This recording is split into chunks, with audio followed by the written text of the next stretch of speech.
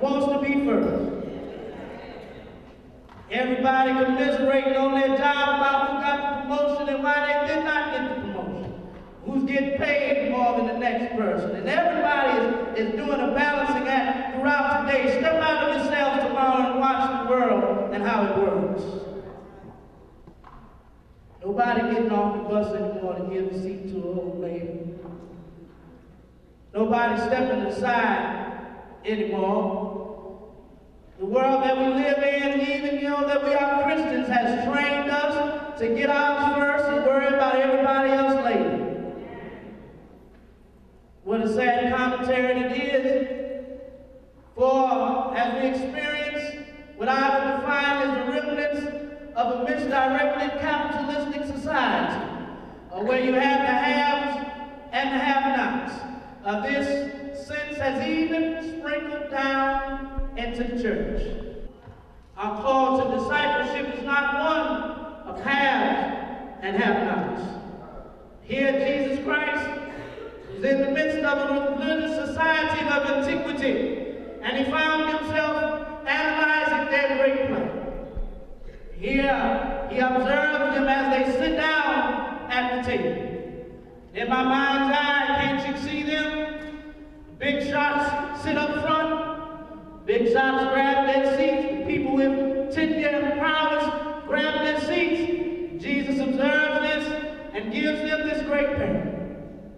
It says it's best for you that when you're invited somewhere to not sit in the front, because the one who is the host might ask you to move your seat. I stop by here to tell you, my Father's children, that it's best sometimes to sit in the background and allow God to move you to the forefront. Then he gives the claim that if you dare to sit in the lowest place, somebody would indeed recognize that and ask you and say, friend, come on up a little higher. That is why, my friends, as I go from church to church, when I visit churches, I don't parade myself down the front row. I sit about in the back of the church, and I like it back there because I can enjoy the service.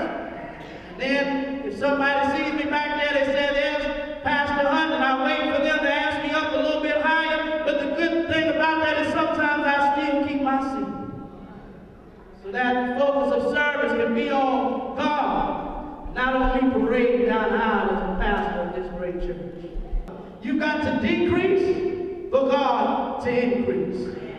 When you go home, I like the King James Version. It says, those who exalt themselves will be abased. What does that mean? That if you are living life and it seems like you can't get ahead. Have you ever been in that situation?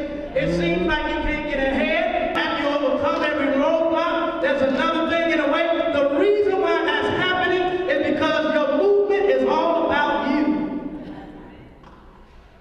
But when you step back in the lowest place, step back in that place and say, I'm going to give this thing to God before I give it to anybody else. I'm going to humble myself.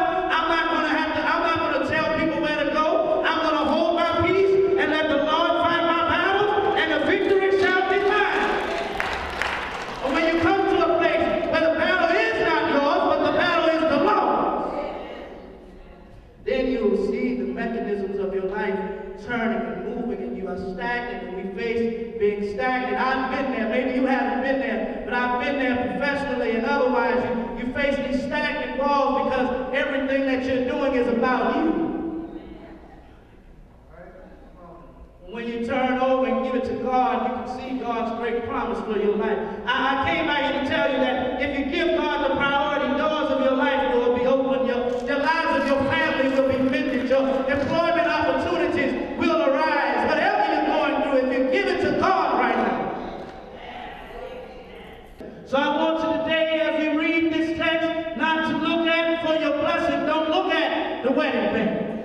For your blessing, don't look at those who are invited to the great wedding banquet. But you ought to look at the one who is providing the banquet. You ought to look at who is the host of the banquet. For it's the host of the banquet that makes the difference in your life. It is the host